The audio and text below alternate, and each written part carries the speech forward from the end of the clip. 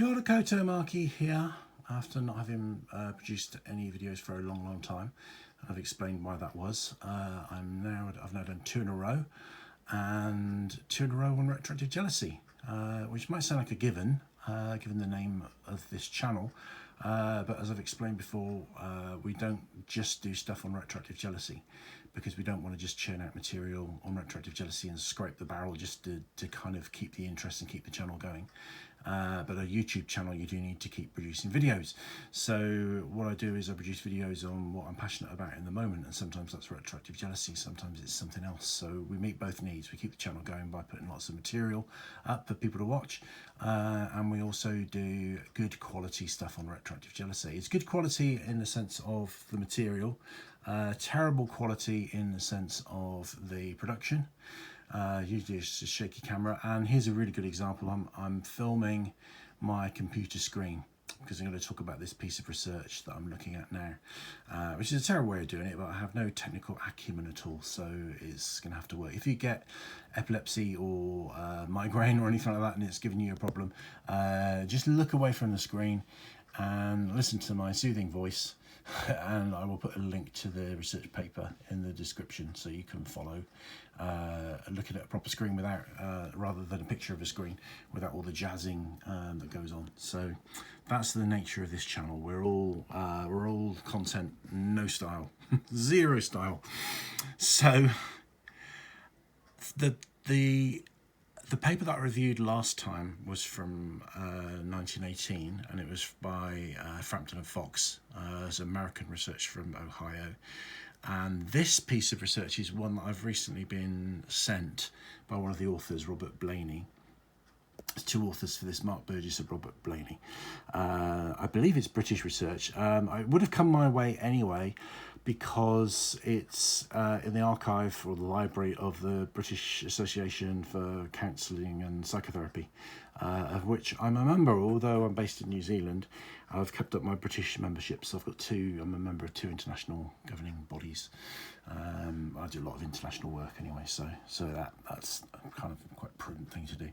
So, and that's still kind of one of the benefits of being a member of these organisations is they send you up-to-date research and resources and bits and pieces. So this is a paper on retroactive jealousy, and it references the earlier paper, the earlier one that we reviewed in the last video. But what I found out is, having thought that there was no academic research on retroactive jealousy, and then finding out that there were 2 pieces, I've just, from rereading this, I found there's 3, because the Frampton and Fox wrote another paper on retroactive jealousy in 2019. So I'm going to look into that next. And if there's anything useful to share with you from there, I'll do another video. So, okay, so this is a paper on, you can see the title if you're looking at the jazzy screen, Identifying Points for Therapeutic Intervention from the Lived Experiences of People Seeking Help for Retroactive Jealousy. Okay, so that's what it's about. Now, it's an academic paper. It's not too jargony. A lot of academic papers, sorry, excuse my thumbs on the screen, that's the nature of how I shoot videos.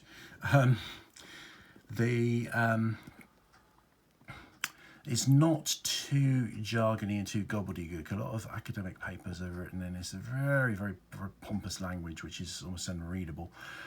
This one's not. This one is a readable one.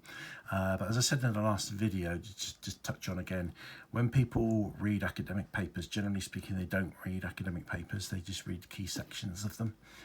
Some people read them all the way through. I've read this all the way through because I knew I was going to do a video on it.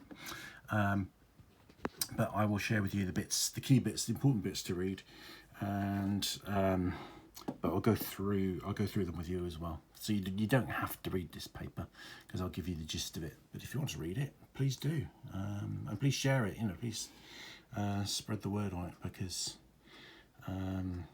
it's it's great to have some research. I have my issues with academia, but academia is also essential. So. All right, bear with me. I'm struggling because I'm having to hold the camera in my right hand and use my mouse with my left hand, which is not easy for a neurodivergent person like me. So abstract, background name. So this bit, you always read the abstract. The abstract is, basically a summary really, but what it's about. So retroactive jealousy is, so they're defining retroactive jealousy. So retroactive jealousy is an unhealthy, interesting, they haven't put it in capitals, which I always do, but they don't have to, it's just a point of interest. An unhealthy interest in a partner's romantic stroke sexual history that has a detrimental effect on sufferers and relationships. So I think that's a pretty good definition. I wouldn't argue with that. Significant numbers of people seek help for it each year. No researchers use their lived experience to identify potential therapeutic interventions. That was the aim of this research. So the aim of this paper is how do you treat it? If you're a therapist, a psychotherapist, or a counsellor, how do you go about helping people with retroactive jealousy? So the methods, and it's a nice short little summary of the methods, because it goes into much more detail later, and I always find the methods bit, the most tedious part to read. So what they've done, unlike the previous paper that we talked about, they've found people who identify as having retroactive jealousy. They found them from Reddit, which it says later on, and they're adults 21 to 43, so reasonably good kind of broad age range. I think they said there were only 2 males, I can't remember, but it's it's pretty good. So one of the things that people do when they're at these papers is they summarise the limitations of the research that they've done, and that comes later. So that's something that they raised. That's not me being picky. So bear with me, having mousey problems again. Come on, little mousey. Right. Findings. Okay. 3 main themes: fears, threaten, hope, and security. I don't like that phrase particularly. I find that a bit unhelpful. Involved negative self-comparisons with past rivals, a sense of one partner and the relationship losing value, and feeling wronged. Feeling compelled to know about the past. Involve one's mind as a creative generator of distress, feeling compelled to seek reassurance for making things worse. Feeling split and out of control. Feeling like a devil was on one's shoulder, and having retroactive jealousy as a constant background to relational life. Okay, so that's the summary of findings. There's a lot more detail on that further down in the paper, but what I'm going to do is bring that to life a little bit based on what they've said further down and what I've previously read, digesting it for you so you don't have to go through that. So fears, threaten, hope, and security. I don't like that phrase. I don't know, it just seems a bit too wordy, and this is what you get in academic papers. Negative self-comparisons with past rivals. Okay. So what they've done is that I think that they've done a really good job of nailing down some of the key factors in retroactive jealousy. So negative self-comparisons with past rivals, but I would say that that's not integral to retroactive jealousy. I would say that's a subtype, actually, of retroactive jealousy based on my own clinical experience. And I've done a video on this. I think it's called something like the two subcategories or 2 types of retroactive jealousy. So some people, their retroactive jealousy has a degree of negative self-comparison, and some people it doesn't. And with my own retroactive jealousy, I didn't particularly have that. So what I mean by negative self-comparisons with past rivals is, feeling that you don't measure up to your partner's ex, that they were more handsome, you're more pretty, you're more accomplished, more successful, more good-looking, more. I said that, didn't I? Better in bed, better body, and thinking, why are they still with me? That they must be just settling for me. They must still have feelings towards this other person. I can't compete with that other person. Not always the case. I didn't have that with my retroactive jealousy. And sometimes it can actually be the opposite, as I just touched upon in the last video. Sometimes you can look back at, with retroactive jealousy, you look back at a partner's exes and see them as very low status people or low value. I don't hate to use that kind of terminology, but you kind of see them as very, very poor choices, if you like. So you think, and part of the retroactive jealousy can be, why on earth did you do that with her? So you can't think that much of me if, you know, or it's a little bit like, one of the things with retroactive jealousy is people often feel like sex is this very sacred thing, and sometimes a very scarce thing. So sex or love. So somebody gives their love too freely, that weakens its value. So therefore your partner doesn't really love you. Their love can't mean that much, or their sexual interest can't mean that much, because they've given it away so lightly, with, you know, somebody of very poor attractability, let's say. I hope that makes sense. But I mean, I'm not really criticising the research in saying that, because they've based the research on interviewing these people that they've spoken to, and if the people that they've spoken to haven't mentioned that, they can't use that in the research, because the research is based on the interviews. So this is just, I suppose, just embellishing and just adding something to what they put here from my clinical experience. Okay, a sense of one partner and one relationship losing value. Yes, we kind of that was included in what I've just covered, really. Or of feeling wronged. So that's an interesting one. I don't think everybody feels wronged. I've certainly come across people with retroactive jealousy who are really angry with their partners and feel like their partners owe them some kind of apology for their past. Feeling compelled to know about the past involves one's mind as a creative generator of distress and feeling compelled.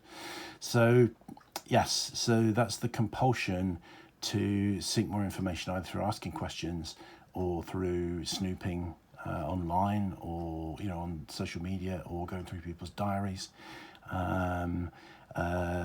Feeling compelled to seek reassurance but making things worse. Okay, so this, of course, reassurance seeking and then things feeling worse is a big component of OCD.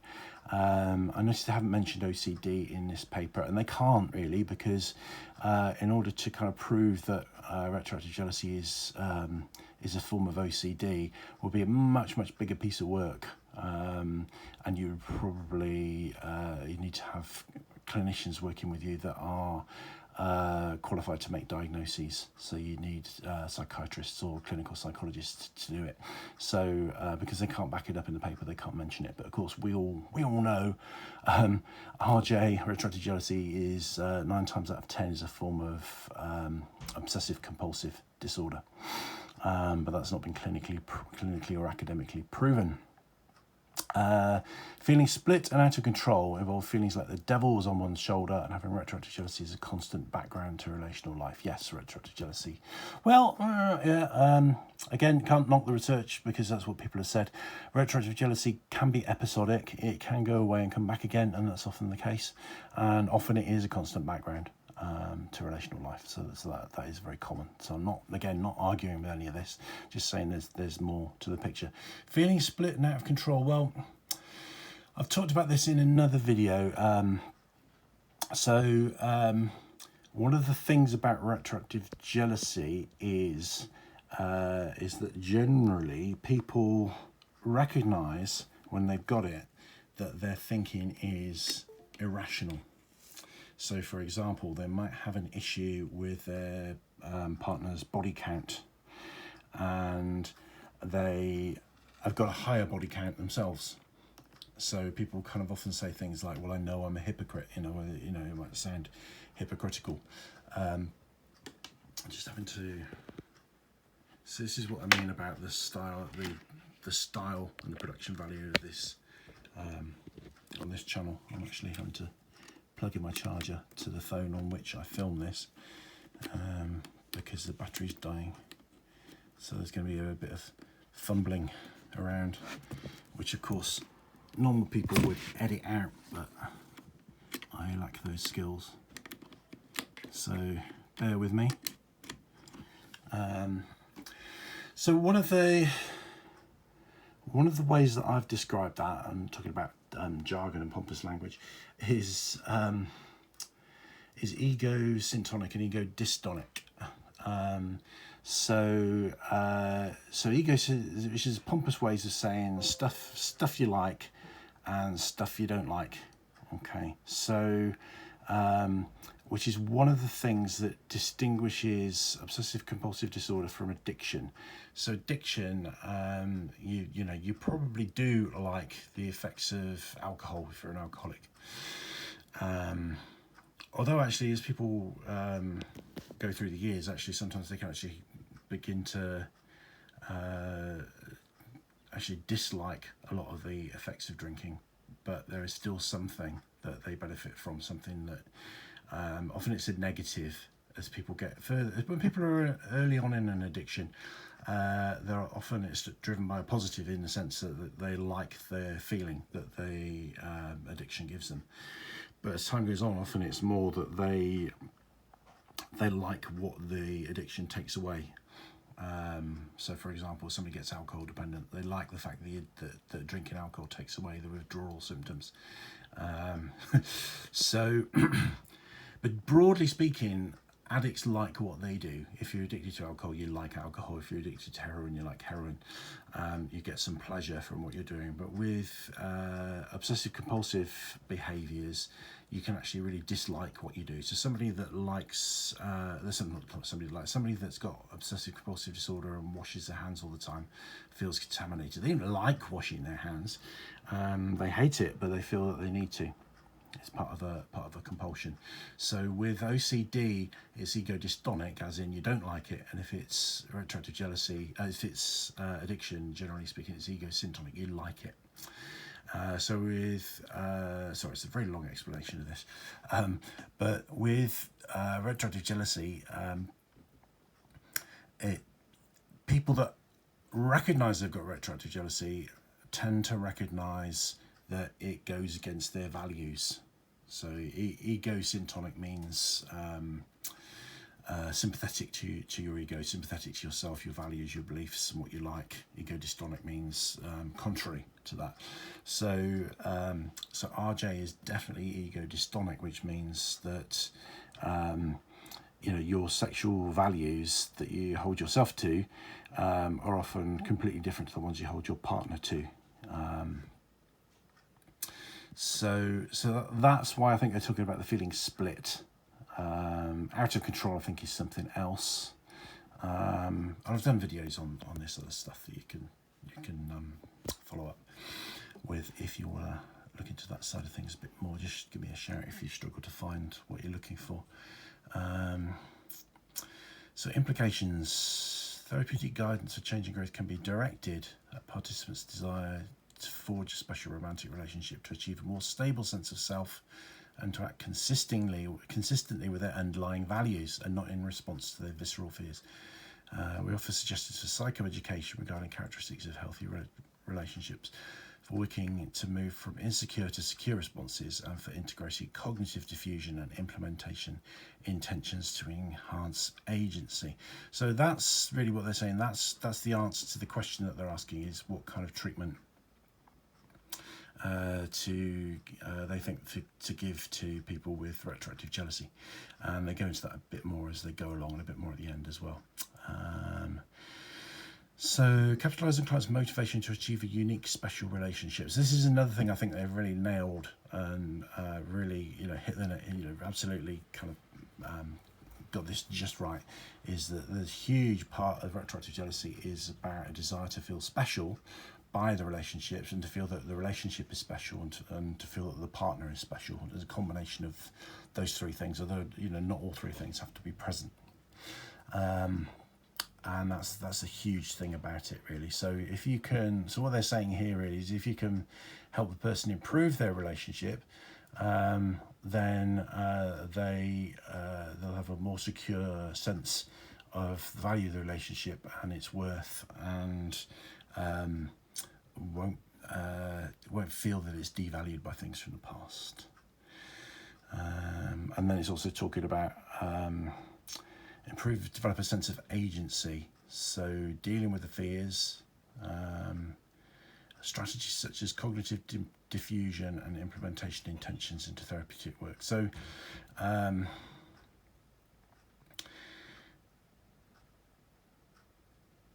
cognitive diffusion, really, that's just a way of methods and techniques for not buying into the physical and emotional knee-jerk reactions that come up, to enabling yourself to step to one side and step beyond them, I suppose, really. Blah, blah, blah. Temporal disruption. That kind of makes me laugh, because being a bit of a Doctor Who fan, that sounds like something that would happen on Doctor Who. But yeah, RJ is about time travel, because you know all the Daleks are in the past with RJ, none in the present. So here it talks about, this is going into a bit more of the meat and discussion of it all. You don't need to look at all this. It's got lots of references. So some of these references are specific to retroactive jealousy, and some are more general towards other things and themes that are brought into it. So we could talk about Frampton 2019, which is the other paper that we haven't looked at yet. And there's a reference to me in here as well, or our organisation, Retract. Where is it? Where does it mention us? It doesn't mention my name there. Retract. Undated. So I think they're quoting from looking at the website there. I think that's what they're referring to. So method, that basically they interviewed people, they tell you how they interviewed it, then they tell you how they analysed it, then they tell you what they find. Now, I've already gone through that with you. This just goes into it in a little bit more detail, so we don't need to go through that again. So negative self-comparisons. There's some quite good little quotes from the people that they spoke to. So this is one of them. Other people had access to what's now mine. It's like almost primal. You just don't want to share what's yours, whether it's the past, present or future. You have it recycled when you don't want it recycled. You want it pristine. I think there's also a degree of contamination, OCD in a lot of retroactive jealousy. So here's another one. They've made up names, so I don't know how you pronounce that. Chow or Cheo even likened it to dropping a $1,000 bill in cow shit. If you don't pick it up, it's a waste, but if you do, it's disgusting. It's disgusting. And that's, I think that's a very good description of how retroactive jealousy feels. Feeling wronged, which we've talked about. Feeling compelled to know about the past, which is the obsessive compulsive part, which is the compulsive part of the obsessive compulsive disorder. Seeking reassurance, that's the other part of the compulsion. And the fact that it makes things feel worse, which restarts the cycle. Feeling split and out of control, having a devil on your shoulder. So we've talked all about that. Discussion. So it goes to a bit more. Discussion, reflexivity, blah, blah, blah. Conclusions.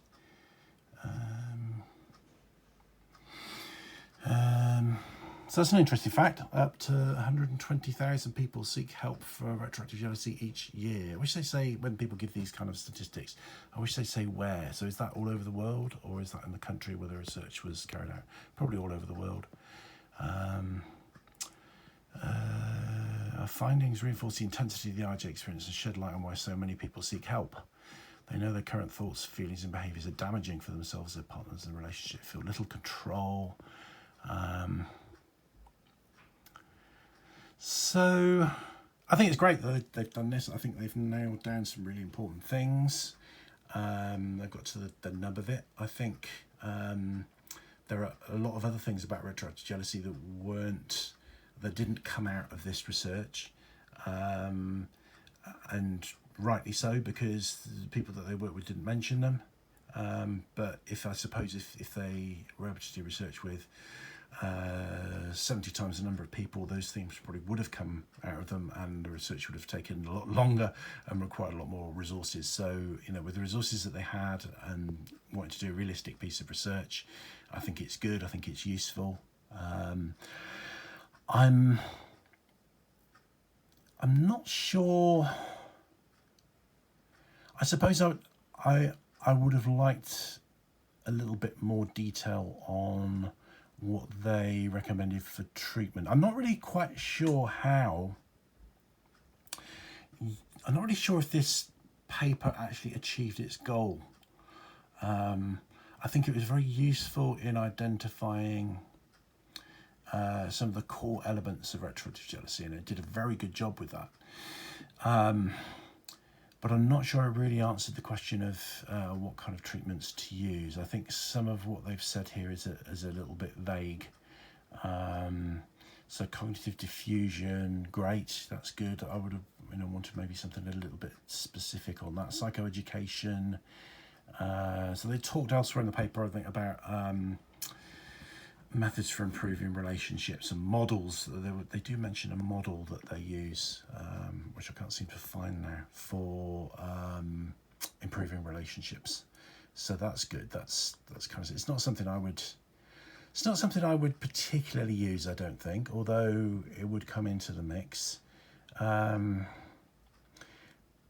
me, the nub of the treatment for RJ is obsessive compulsive disorder treatment, and the techniques that you would use for any kind of obsessive compulsive disorder, but with an understanding of retroactive jealousy. They also mention attachment in there, which I think is good. Attachment issues, that's something I use a lot as well. So I don't disagree with any of the recommendations that they give for treatment. It would have been nice if that was a little bit more detailed. And I think there's other things that certainly I would add to the toolbox of treatment that they don't have in here.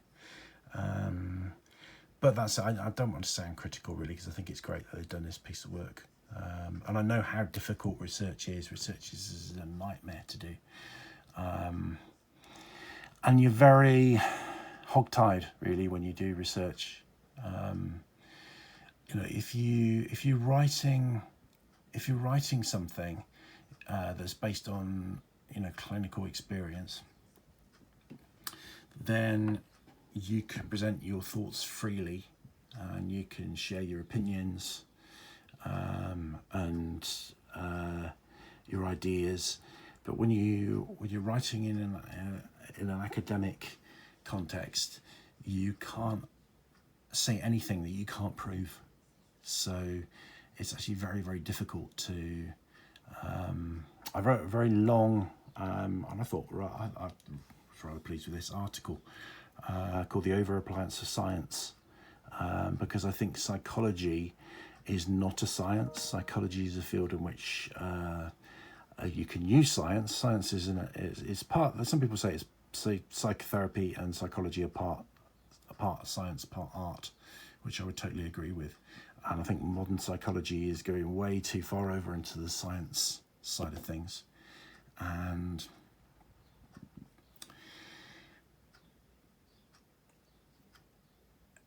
it's creating, it's like a kind of constipation, a build-up of data that doesn't really tell us what we want to know. So just the very nature of this being an academic paper means that it's it's limited, and it can only go so far. It can only say so much. So I think it's great. So a big thank you to the people that put it together. Let's have more of this. If you're in the academic world, much as I'm very rude about academia, I see it as a necessary evil. Please, please do more research into retroactive jealousy. So I hope this is helpful. I hope I haven't confused muddied the waters even more. I'll take a look at that other piece of research, and if there's anything useful in there that I think would be good to share with people, I will do another video. So thank you very much, and I'll see you in the next one. Rangi Malie.